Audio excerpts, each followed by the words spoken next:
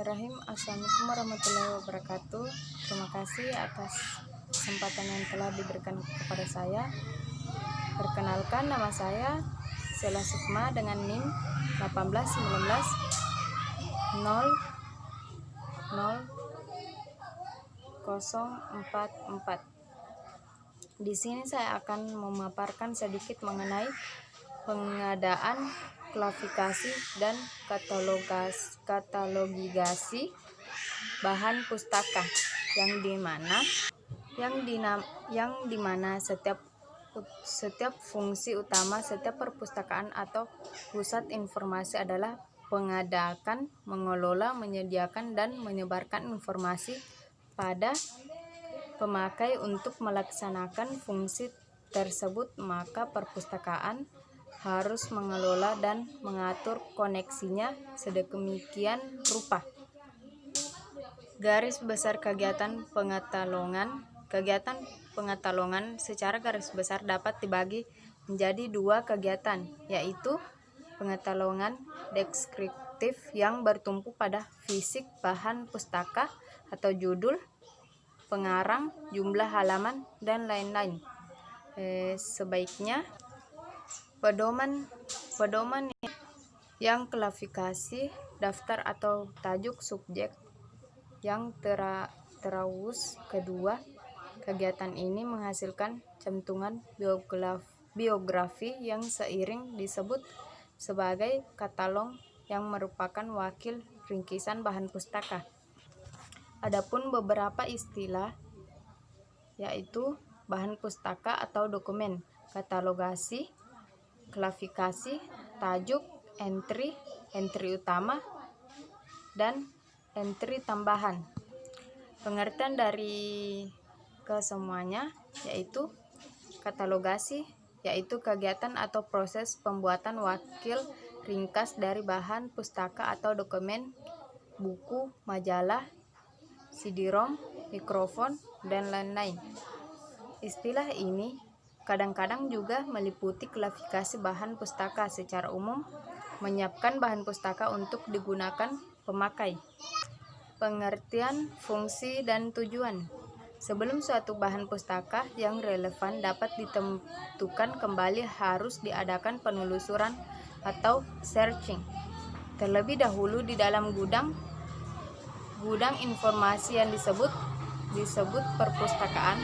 Tentunya tidak dapat praktis jika seluruh koleksi perpustakaan ditelusuri satu persatu. Dalam prinsip dasar dalam tentu kembali informasi adalah bahwa penelusuran untuk suatu bahan pustaka dilakukan pada sebagian koleksi itu sendiri, yakni pada bagian yang secara potensial paling relevan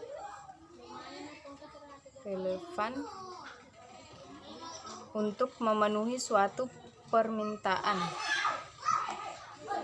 Suatu bahan pustaka dapat dimiliki beberapa ciri, yaitu yang ciri pertama yaitu memiliki subjek, ciri fisik, dan yang lainnya.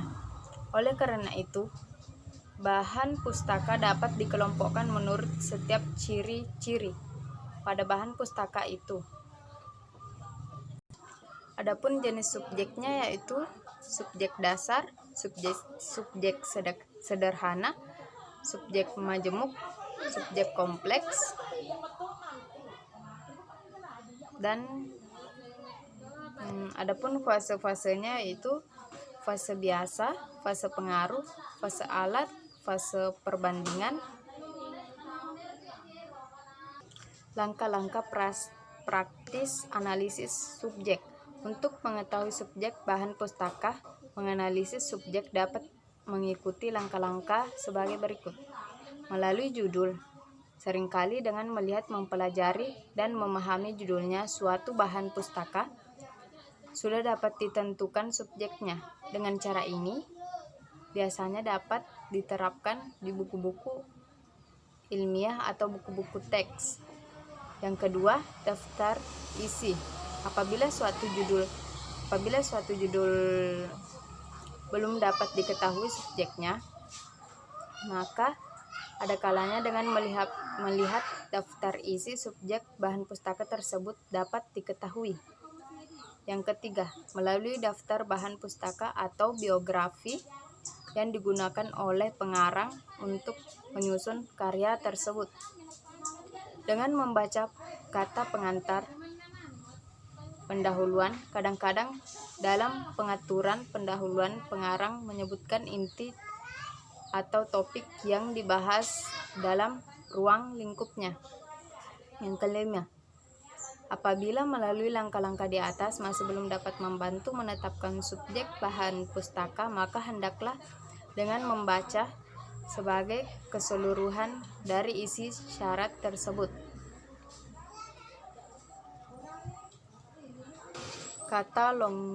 Katalogisasi. Seperti dikemukakan, katalogisasi merupakan proses kegiatan pembuatan katalog. Katalog adalah daftar pustaka yang dikoleksi oleh perpustakaan tertentu yang merupakan wakil bahan pustaka tersebut dan disusun secara sistematis dan berabjad, seperti biografi itu sendiri. Penentuan tajuk entry utama dan entry tambahan. Yang pertama itu karya pengarang atau tunggal. Karya pengarang tunggal adalah karya yang disusun atau dikarang oleh seseorang pengarang. Sebagai tajuk entry utama untuk jenis karya ini adalah pengarang. Contoh, Pintu Menuju Tuhan yang ditulis oleh Nukfiroz Majid. Yang kedua yaitu karya pengarang ganda, yaitu karya oleh dua orang atau lebih yang bersama-sama menciptakan suatu karya. Karya pengarang pada ganda ini dibedakan menjadi tiga, yaitu yang pertama, karya pengarang ganda dengan pengarang utama. Yang kedua, karya oleh tiga pengarang. Yang ketiga, karya oleh lebih dari tiga pengarang. Demikianlah yang sempat saya sampaikan. Sekian, wassalamualaikum warahmatullahi wabarakatuh.